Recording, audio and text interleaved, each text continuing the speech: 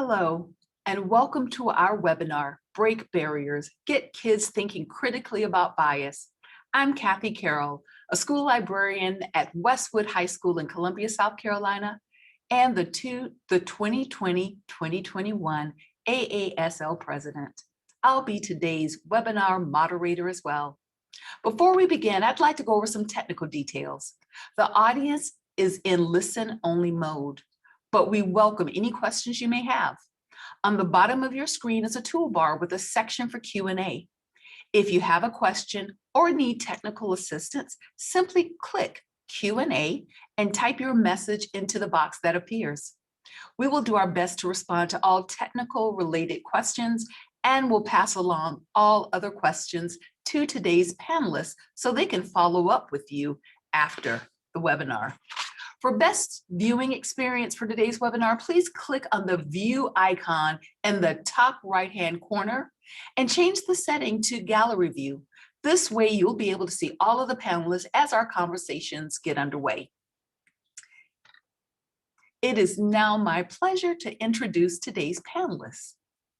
First, we have Nancy Jo Lambert, high school teacher librarian, Frisco Independent School District from Frisco, Texas. Next, we have Megan Rose, a middle school librarian from the Rye County Day School in Westchester County, New York. Next, Benita Mayfield, president of Leadervation Learning and author of ASCD's Cultural Competence Now, 56 exercises to help educators understand and challenge bias, racism, and privilege. And finally, Andrea Droulard, district manager from Gale, a Cengage company.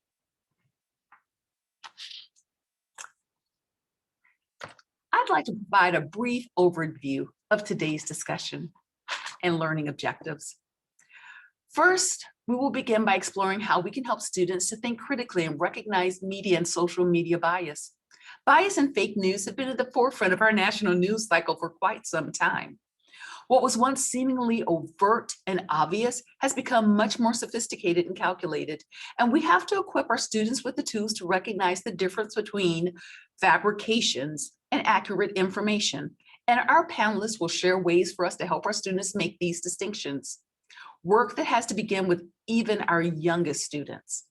They will discuss how to teach students the obvious ways they may be misled, but also the more subtle techniques being implemented.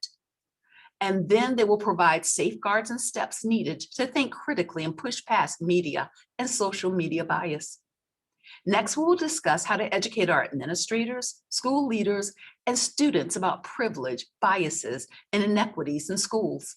The pandemic has brought many of these often shadowy and too often discounted realities into the national conversation, and our panelists will provide us with tools and resources to help educate members of our learning communities about this important topic. We've all seen the consequences when people have not been educated about the negative impact of unaddressed privilege, bias, and inequities in school environments. That lack of awareness has a ripple effect, and the consequences are to everyone's detriment. Education surrounding this topic has to be an ongoing conversation that is incorporated into all areas of our schools' cultures. And curriculum and policy decisions should be intentionally constructed to address these issues. Yet before we as educators can educate others, we will all have to take time for self-reflection and continue our own personal journey. For example, unconscious bias can undermine student success. New research suggests that we can involuntarily communicate our own biases to others through our nonverbal behavior. This means that ultimately we as educators need to be more conscious of the biases that we may be modeling. For example, given how easily children mirror the social biases from adults around them, we might begin to think about the messages we are sending, both spoken and unspoken. None of us is above reproach. And it will take all of us working together and learning from each other to be successful. While some school communities are farther along in tackling these issues, our panelists will show us how we can all work toward establishing a school environment and curriculum based on inclusivity.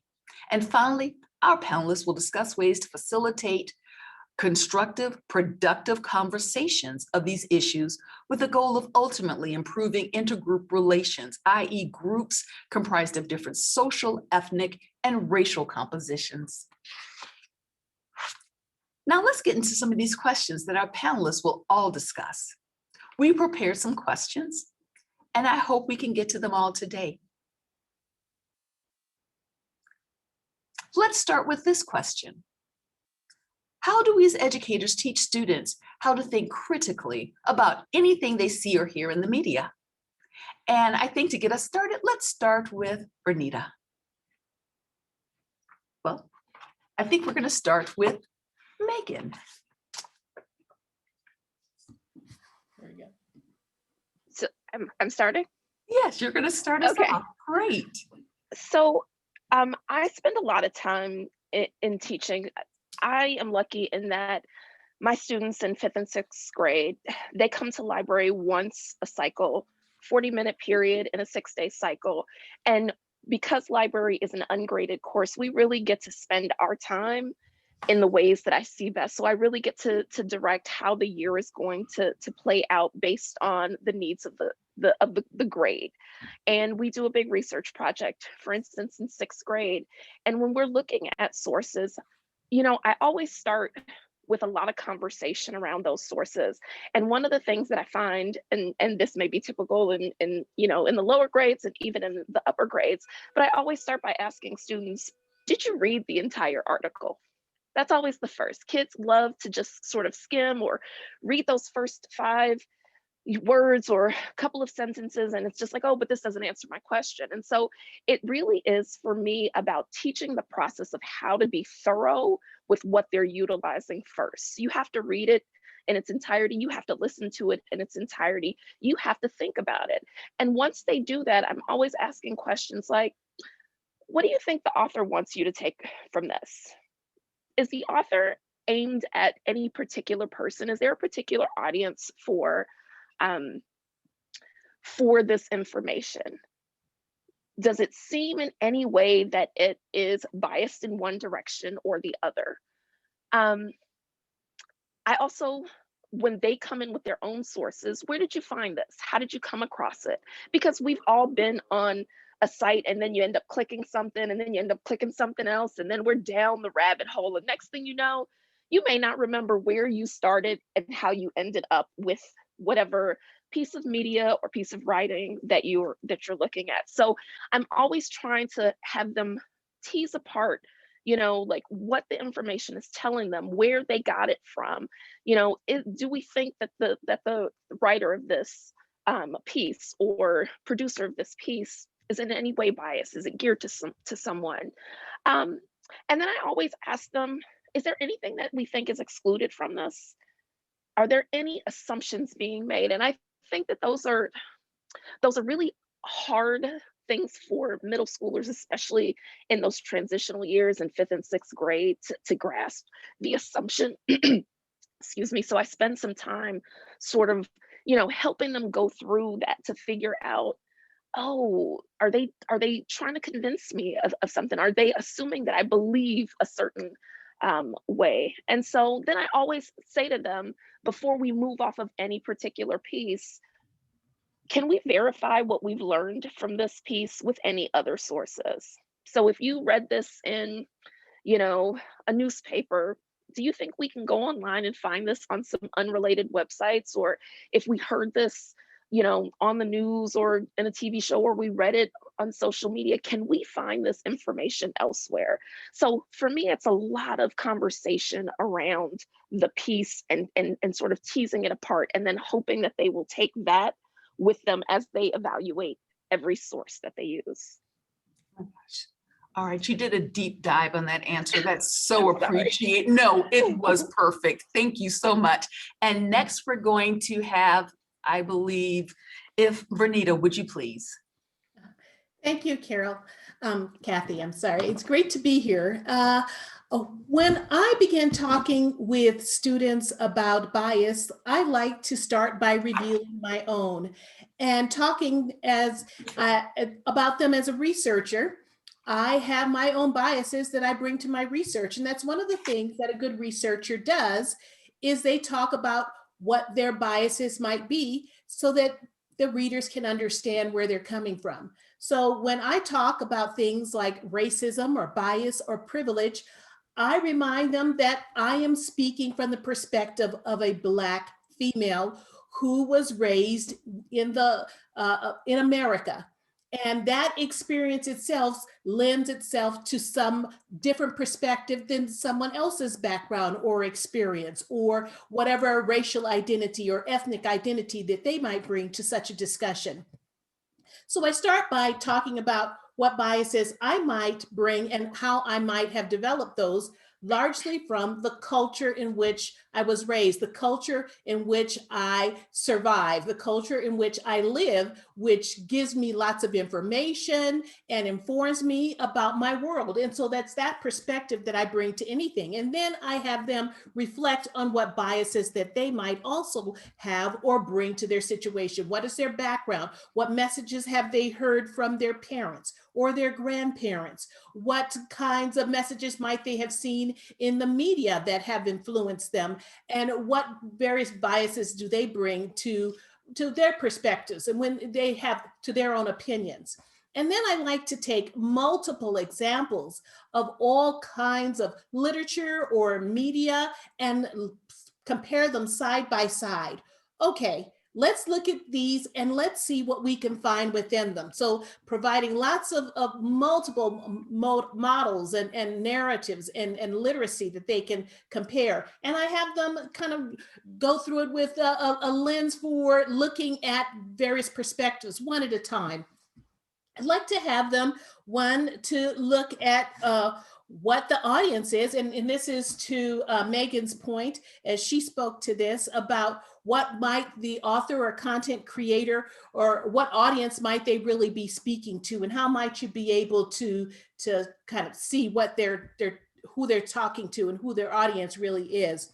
And what kind of language are they using? What words might you shift out that are really about persuasive language? What persuasive words, what adjectives are they using to describe things?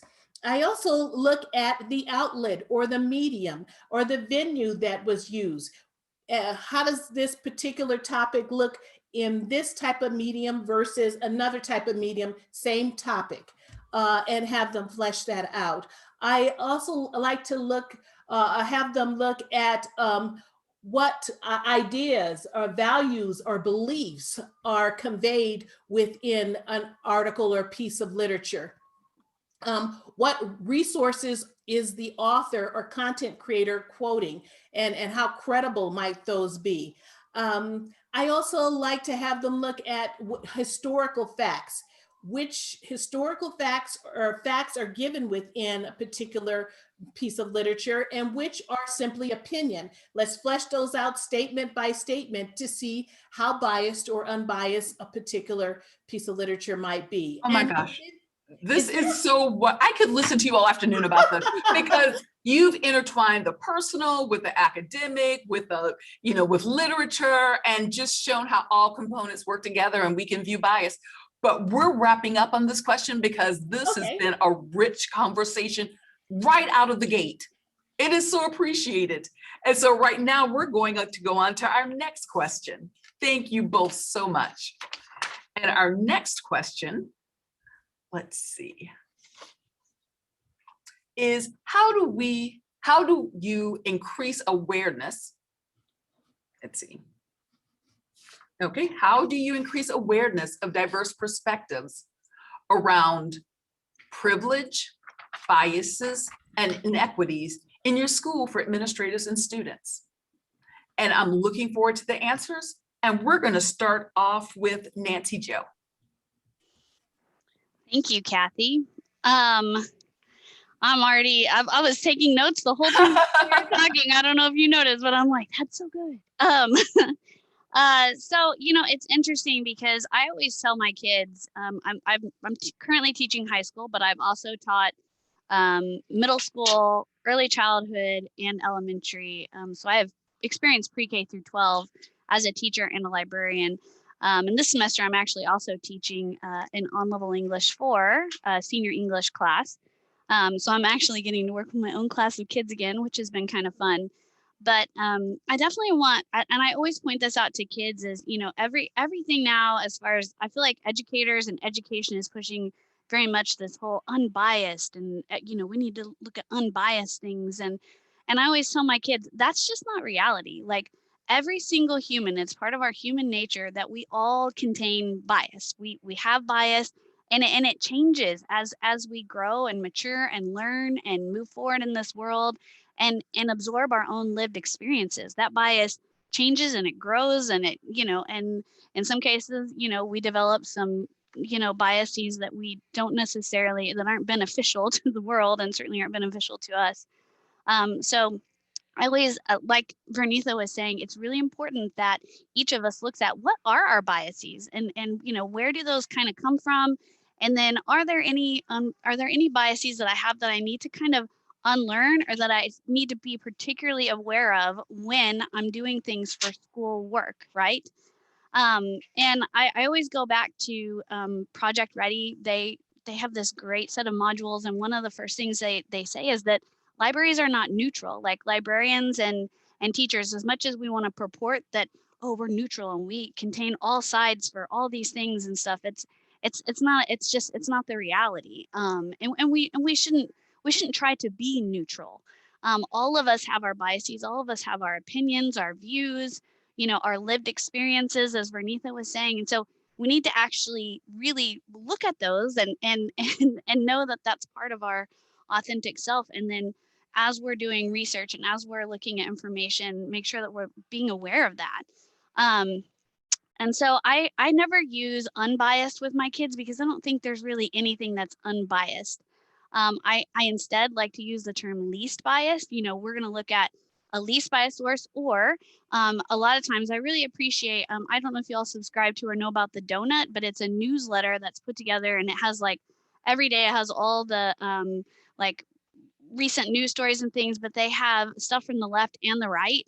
And so it's kind of like all sides or opposing viewpoints in context, but it's that day's information. And so I think that there's definitely value in any time we're looking at media and news and those kinds of things, is pointing out to kids, hey, we're going to get something from, you know, the left, something from the right, something from the middle, and then compare them and compare the information. Because, you know, we all go back to Kelly Conway's, you know, when she brought up the alternative facts thing, and we all scoffed at that. Like, that's not alternative facts. There's facts and there's, you know, opinion. And it's like, well, but the media does tend to do things with those facts and opinions to make it difficult sometimes to ascertain and pull out the actual facts, or, you know, or there's bias in everything. So we can't strain that out, you know?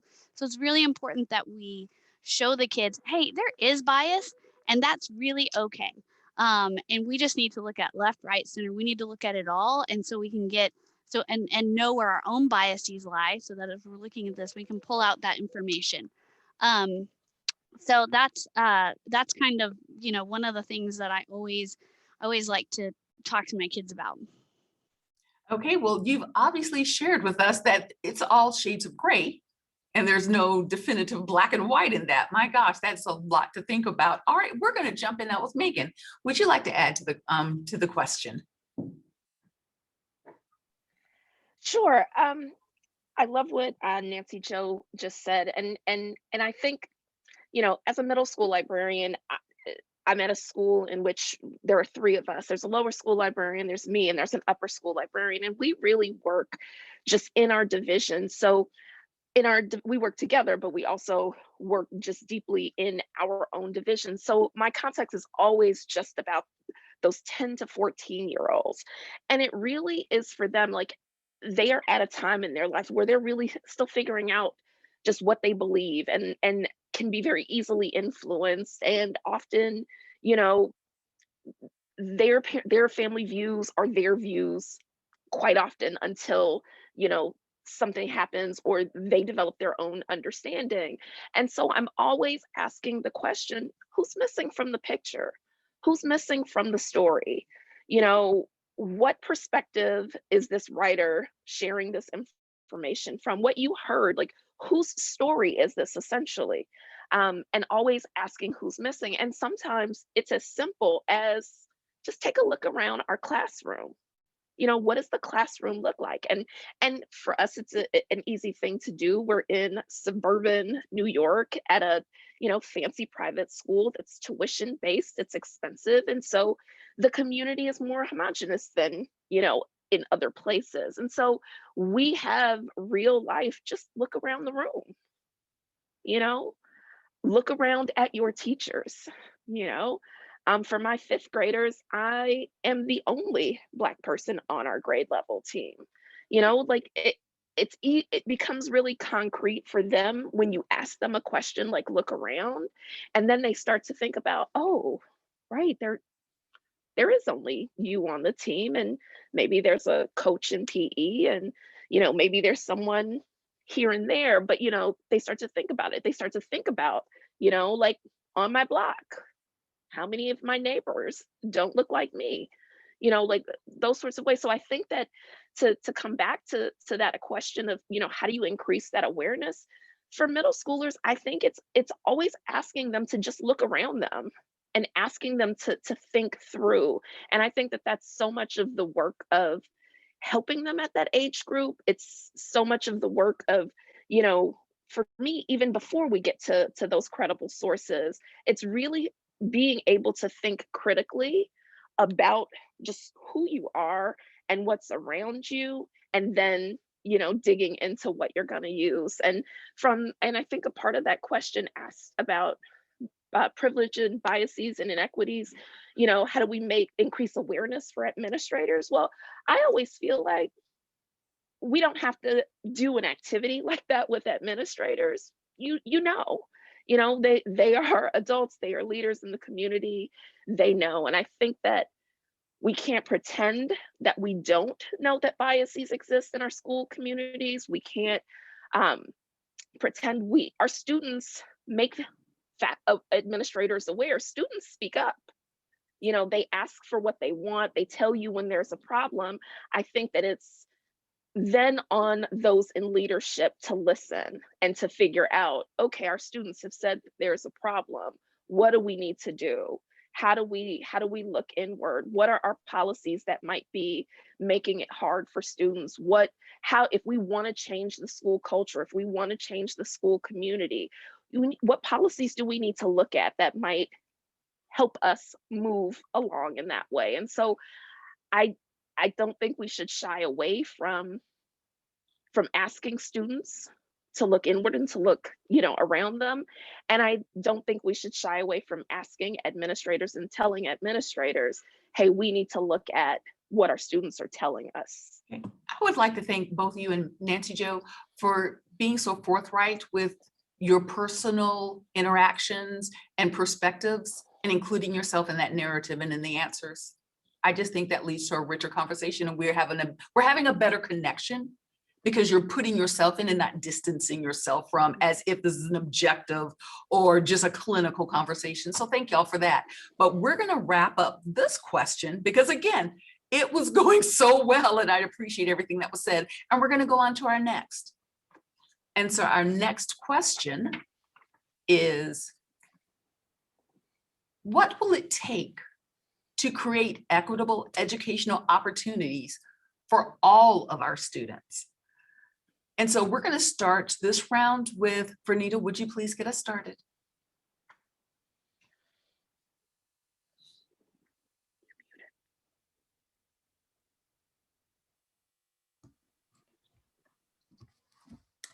First of all, I think it's going to take a willingness on the part of all of our educational constituents to examine the things that are within their realm of control and their realm of influence. I think it's very easy to get caught up in a sort of resignation that there's so much inequity out there that over which I have no control. There's so many bad things happening to people over which there's nothing that I can do about it. But there are things as educators that are under our control that can help to create more equitable educational opportunities. And we can look at our classrooms, how we're interacting with every student every day, and how we're doing that equitably. And we can look at our pedagogy. How are we bringing in the culture of our students into our teaching? And how does that reflect even in our curriculum? How are the materials and resources that we're using? How are those helping to support the culture and the development of positive identity for all of our students? How are we looking at our policies? Those are within our control. What kind of policies are supporting students' well-being and nurturing their positive self-identity? What are our practices? How equitable am I being with all of my students when I interact with them, especially my disciplinary policies? We have historically had a disproportionate amount of Black and Brown students referred for disciplinary action. And how does that reflect in my own practices? How does that look when I see a particular student? What biases am I bringing into that interaction? We can create more equitable educational opportunities when we interact with our parents. And how are we being equitable with them? Are we calling our Black and Brown parents at the same degree to which we interact with our other parents? What recommendations am I giving for students, and what biases do I bring to that? How do I encourage all of my students? How do I provide leadership opportunities for all of my students? And am I advocating? I'm really struck by the number of educators who really understand that there's inequity within educational systems, but paralyzed by the fact that they feel like there's nothing that they can do about it. And yes, you can be an advocate, and we do need allies to be able to help us dismantle inequity in schools. And when we look at our budgets, how are our financial resources allocated? Are those allocated equitably? Do they align with our goals, or what we say are our goals around equity?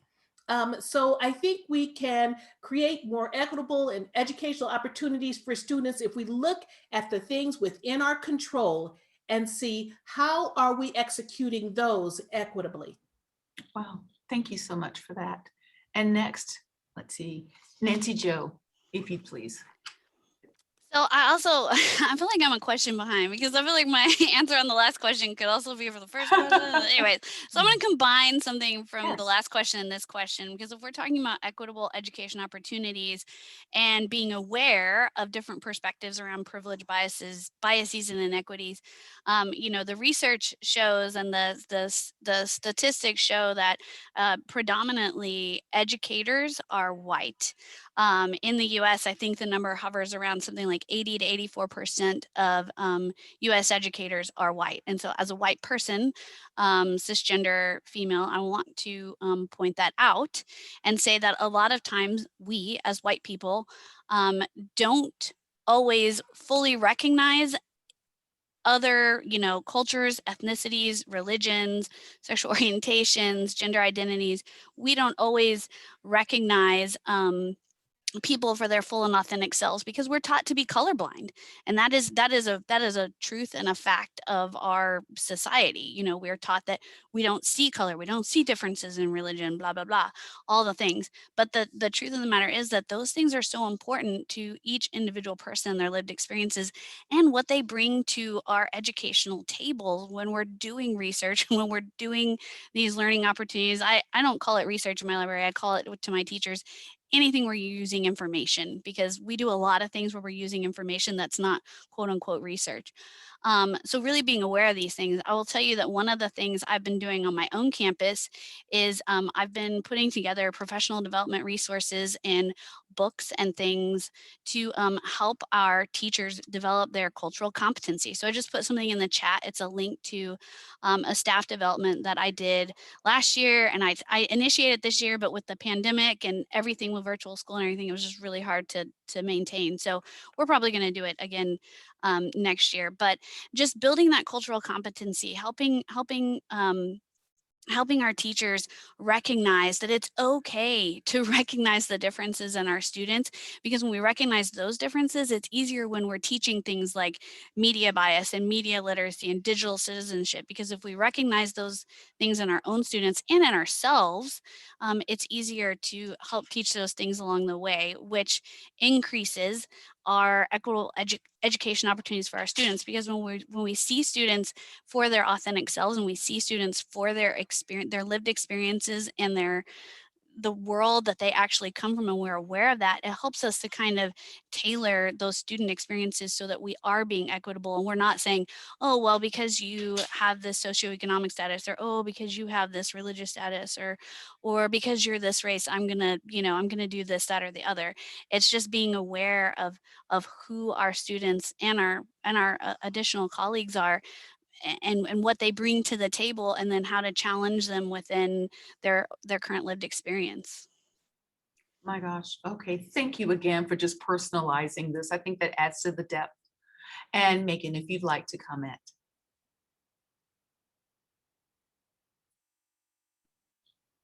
I definitely agree with Nancy Jo and Vernita. So my school community is different in that we are a tuition-based private school, 150 years old, and you know, we are a school that's predominantly white, always has been from its founding even to now. We definitely have racial diversity and other diversity, um, but it's a predominantly wealthy white upper middle class community. And when I think about a question like this, I'm thinking, in terms of my school community. I don't have the answer for, how we might do this in public school. I'm not certain that I have the answer for how we do this in private school either. But um, I think the thing that stays with me in my school context is asking if we want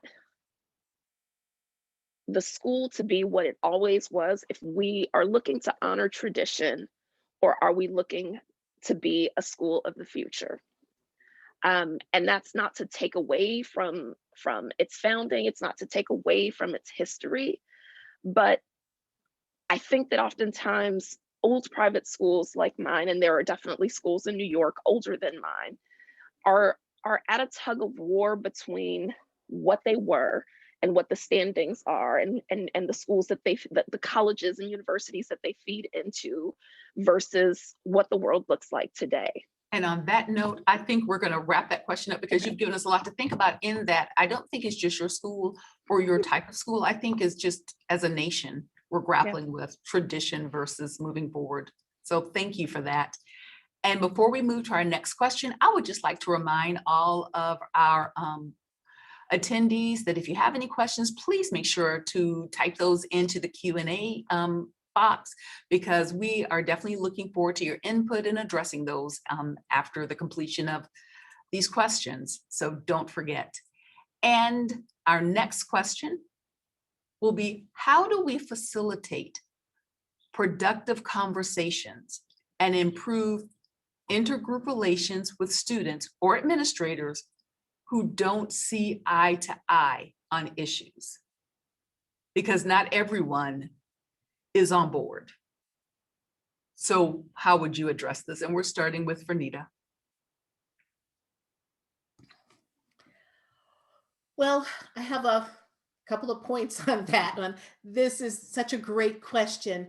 And I have to, I have to take a 1 minute to just respond to Megan's comments just for a minute about being in an environment which is largely homogenous, and having conversations about how to take them into the future. And just one quick comment is, one thing that I like to discuss is our global society in which we live, that especially now during this pandemic, how we have been working remotely and conversing with people all over the world. And that is the future, in talking about what does our world look like, knowing that we now live in a flat world and that we work and reach out to people from all different cultures and ethnicities all over the world. And how do you prepare your students to be able to do that?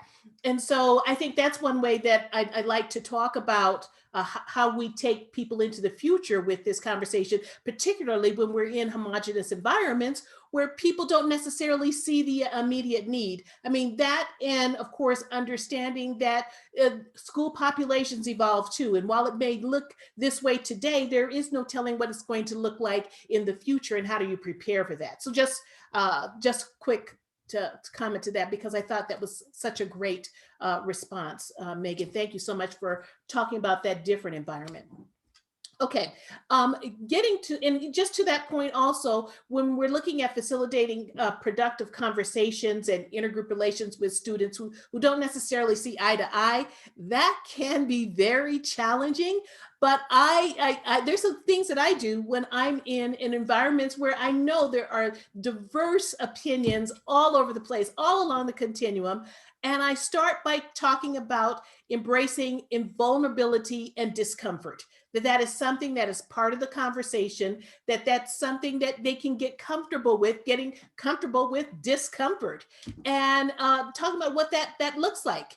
Because some of the conversations that need to be had are going to be uncomfortable. But I also try to focus on the students, because we're really doing this for kids. We're really having these conversations so that we can better the lives of all the students in our care.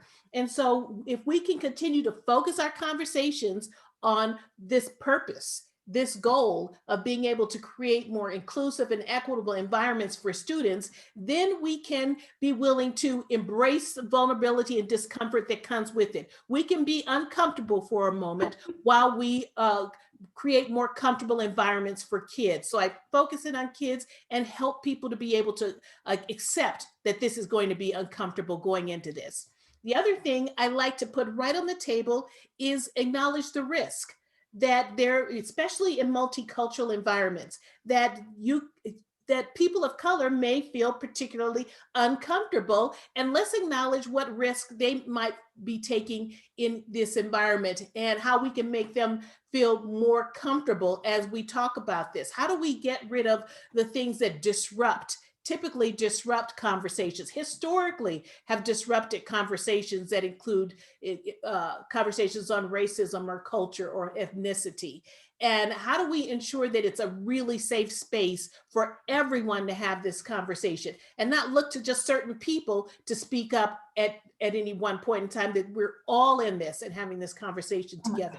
And I love the part, I'm interrupting really, excuse me, but I love the part that you said about the safe space. I think that just encompasses so much to make sure that everyone feels heard and respected and their opinions respected regardless. And we're wrapping up quickly on this question, and I would love to hear it, because my gosh, that was a lot to digest, so much to think about. I would like Megan to talk just for a few minutes, and then we're going to end this with Nancy Jo. If you would wrap up this segment for us, please. Am I? Yes, and then and Nancy Jo, you're just going to wrap this up for us, please. We're just going to take a couple of minutes. Okay, I agree with everything Vernita said, and I would just add one additional point at the start. Also, at the start of that conversation, we have to be starting sort of with the same understanding and agreements that one's humanity, one's sexuality, one's religious beliefs, one's entire belief system isn't up for question. So we can have a difference of opinion, we can discuss, but if your beliefs are and what you want to say is rooted in devaluing one's humanity, then we're not starting at the same point. And I think we have to start with that acknowledgement that we are all at that point. We're only engaging in this conversation at the starting point with that understanding. Oh my gosh, Megan, I was giving you snaps because I was like, yes, yes, that is absolutely where we have to start, you know? And when we're having these discussions with kids, and I saw somebody with a question of, you know, when we're talking about bias and when we are teaching, quote unquote, teaching that at school, you know, how do we work through challenges? I think that one of the biggest ways that we can work through those types of challenges is doing like Megan said, doing what Vernita said, which by the way, Vernita, I think I pronounced your name incorrectly at the beginning, so I just want to apologize and let you know I've got it now. But I think that, you know, in order to have safe spaces where everyone, you know, I tell the kids all the time, you don't have to agree with everything that everybody else is saying. And in fact, it's a richer conversation if we all truly express our own opinions and beliefs, but we have to have a base level of respect for everybody and treat everybody with dignity, no matter what our thoughts or feelings are regarding various aspects of another person's identity. So I think that just goes to creating that interconnectedness that we all hope we're sending our kids out into the world to experience. And, you know, I think that a lot of the polarization and the issues that we're seeing on social media with adults right now stems from the fact that everybody thinks everything has to be a fight, and that we, just because we disagree doesn't mean that we can't still you know, learn from one another and respect each other. And so I think that, you know, when we're dealing with, if we're dealing with parents in that way, it's really important to be like, we're not, you know, I come to this table with my own beliefs and values, and you're not going to you know, minimize who I am as a person or who any of the other students in this class are as a person because you have a differing belief. What I am going to do is I'm going to ask that all students and, you know, teachers involved in these conversations and these topics treat each other with respect and dignity, which is what I'm going to ask of you as this parent coming in right now. I'm going to treat you with respect and dignity and value your perspectives and your opinions and beliefs, but I'm going to need you to do the same. And I'm going to need you to not tell me how to how to educate, you know, the kids in this building. I've been an educator for 16 years, and I have amazing relationships with students and parents. And so I think that a lot of that too goes into relationships. You know, it's really hard to dislike somebody who's just really kind and tells you to your face that they value you and they respect you and they look forward to, you know, to learning from you. So I think that, you know, when you approach things in that way, even some of the most controversial challenging parents and situations can be de-escalated by just recognizing everyone's humanity, including the person who's coming forward with a challenge. And then I just want to say too that we can't, you know, I just hear educators all the time talking about these topics, and we just cannot ignore or pretend that difference of opinions and ideas don't exist. We have to look at each of those and say, you know, even if it's something that we disagree with, we still have to say, you know, thank you for sharing that with me. Thank you for sharing with me who you are. And I think that that's one of the things that we can, if we can get that across to our students and have them carry that into adulthood and into the real world, I think that that's one of the biggest ways that we can, you know, fight the polarization that's happening in our country, because, you know, those conversations and sharing of perspectives will be richer if we can manage that. Okay, I just think that all of you have given us so much to think about, not just in the realm of education, but just in society at large. You've given us means and tools to help have these oftentimes difficult conversations. And yet, as you were talking, I kept hearing different things, and it just harkened back to Mr. Rogers. Be kind, be respectful, make people feel valued. I mean, it's a very complicated issue, but sometimes its base is relatively simple, at least initially. So I thank you all for that so much. And that was our last question in this section. And so right now, I would like to thank all of you. And right now, I'd like to hear from Andrea from Gale. And a question I'd like to ask you is, how can librarians put everything we've heard today into action? Yeah, thank you, Kathy.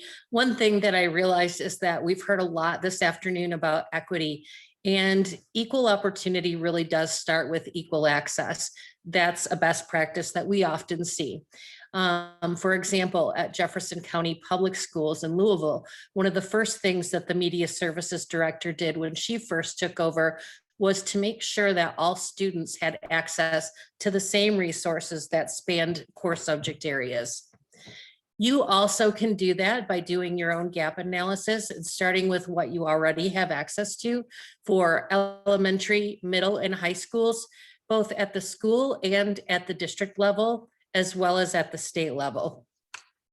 That work will help you start to identify your big gaps.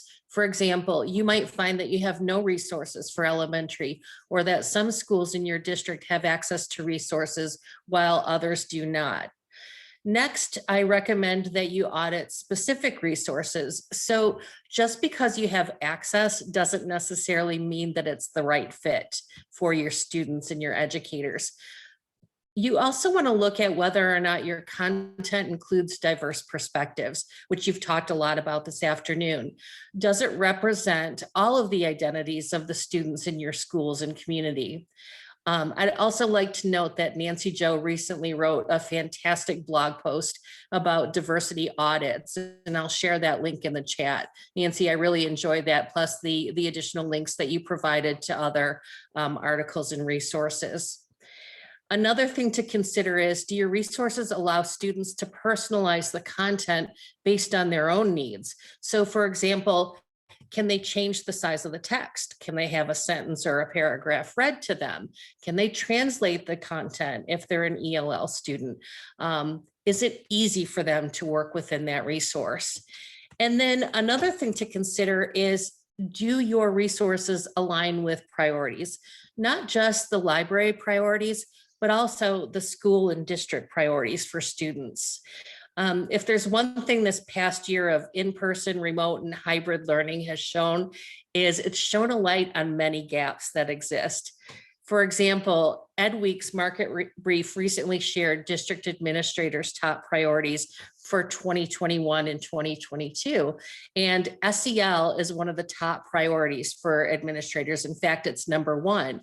And professional learning is also a really high priority item. We at Gale support both of those areas. In fact, Vernita's book, Cultural Competence Now, 56 exercises to help educators understand and challenge bias, racism, and privilege, is also available digitally in Gale eBooks 14th ASCD collection, as well as our new teacher and SEL ASCD collections. One final point that I would suggest is to think about timing. Who are your champions and where is your funding going to come from for those gaps that you've identified? So there's a wealth of funding available right now that allows for investment in tools for online learning, training in PD, as well as mental health supports. So don't miss your opportunity to give your students and educators what they need. And Kathy, I'd like to thank you and pass the baton back to you for our Q&A.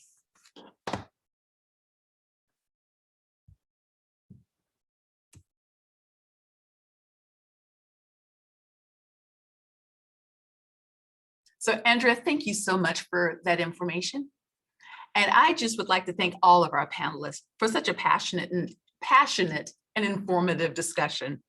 Your insight has made us all more aware of the prevalence of bias in so many facets of our lives, and has provided us with ways to combat it in our learning communities.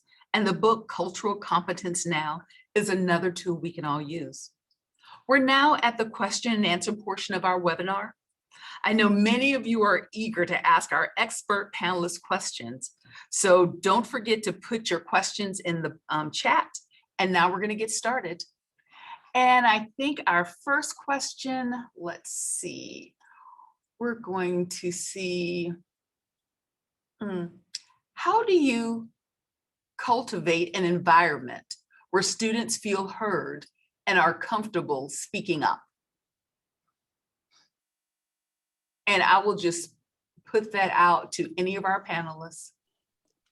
I'll go ahead and start. I want to say too that as a member of the LGBTQ community, I'm openly bisexual in my professional life, in my personal life, and in my community, which is still something that's difficult for me to to put out into the universe. But with every time that I do it, it becomes more and more okay. um, but I just want to say that you know we want to create these safe spaces, and we want to make spaces that are um, that where our students and our family members can feel comfortable being their authentic self. But that comes with a lot of work and a lot of action. We can't just say a space is safe, because our kids and our parents and community members and colleagues know that some spaces are not safe, and in many cases that that is a barrier created by laws or lack of laws in our states, in our country. But that's a whole nother issue. Um, but I think that to create those types of safe spaces, we have to put action behind when we say it's safe, and how do we make it safe? And so we have to be upstanders in situations where people are being racist, homophobic, ableist, all of the ways, xenophobic, that people can discriminate and harass. And so that takes a lot of work, and that takes, and I would love to be able to say that I'm an anti-racist educator, but what I can say is that I'm working towards anti-racist ways of thinking and acting in every situation. And there are some situations where I fail miserably at that.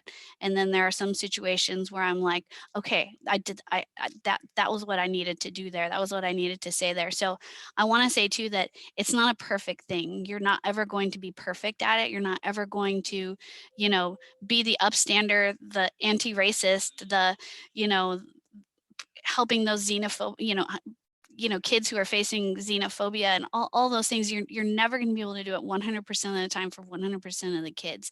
But if you do it as much as you can, and you create those spaces and places and learning environments where there is that ability for people to be their authentic self, I think that is one of the most important things we can do. And to know that we're not going to be perfect at it, but we have to keep recognizing those behaviors in ourselves and those ways of thinking, and unlearning them, and teaching ourselves in every moment to think differently, because a lot of times it takes a lot of work to think differently, but it is something that I feel like we can all strive towards.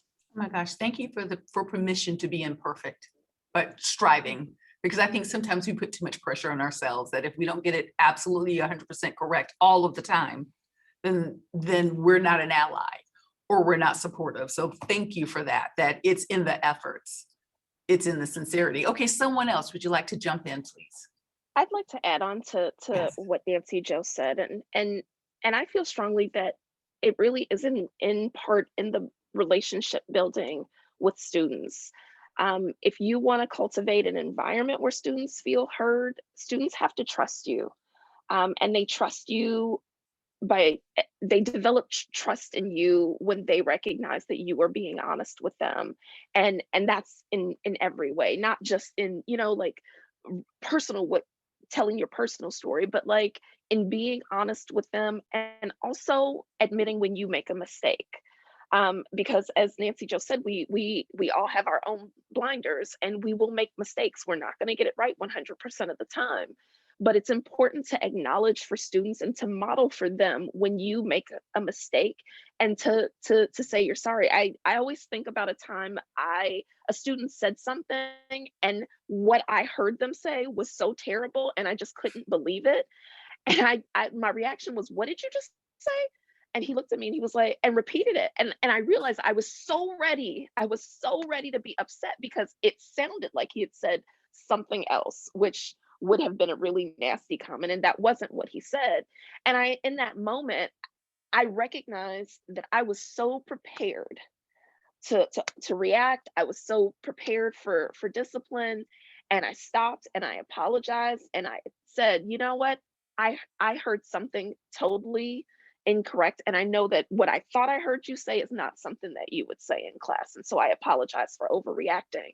I think things like that go a long way to helping students trust you and helping them realize like, oh, okay, teacher's gonna make mistakes too. The librarian's gonna make mistakes too, but at least, you know, she caught herself and, you know, apologized to me. I think that sometimes it's startling to students if you apologize when you make a mistake because they aren't often accustomed to that. So I think it's in building a trusting relationship and modeling good behavior for them. Thank you.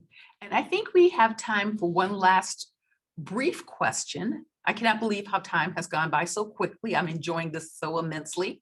But our last question is going to be, if our students and leaders are all white, what is a good starting point for bringing up or pointing out bias and having a genuine and profitable discussion about it? And I'm just going to throw that out to our panelists, and who would like to answer? So I as a, would say, I was just gonna say, as a white person who deals with a lot of white kids and white parents and white families, I think it's really important that we as white people name our race. A lot of times we don't do that. We don't call ourselves white people, but we call everybody else other things. And so I think one, it's really important to just start using that terminology with our kids because we are white. That is our race. It's not like a dirty thing. It just is.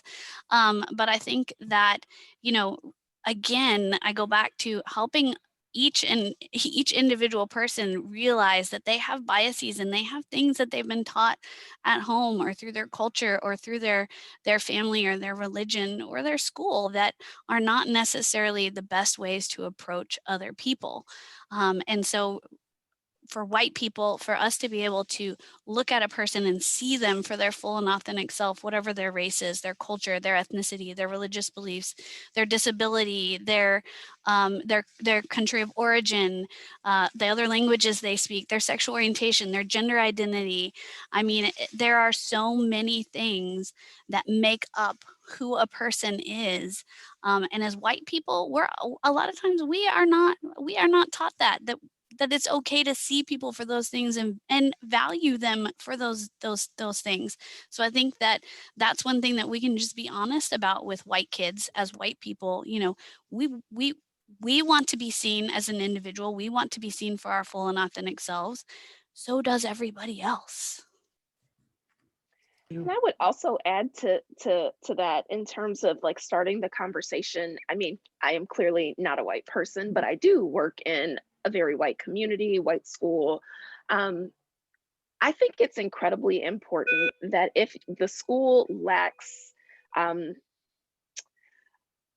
diversity of voices in its community and especially in its leadership, not to be someone that's saying to peddle diversity practitioners, but in the same way that when I don't feel well, for as much as I love to Google and as much as I love the Mayo Health Clinic, and I can self-diagnose with the best of them, I go and see somebody for help. I'm a driver and I don't know the first thing about my car. I take it to a mechanic when something's wrong. I think that schools, I think that institutions in general, if they are trying to have these tough conversations, if they are trying to shift culture and there is no one there that is taking the reins or that knows how to do it, I think that outside help is something that is worth the investment. And it's work. It is work to have these conversations. It is work to shift a culture. It is work to change policy. And I think that you have to invest in getting some outside help. And let me just jump in here for just I was just going to ask, yes. And we have time for maybe 1 or 2 minutes. So thank you so much. Oh, Shirley, just to add to that too, I like to start with data, particularly when I'm working with homogeneous populations.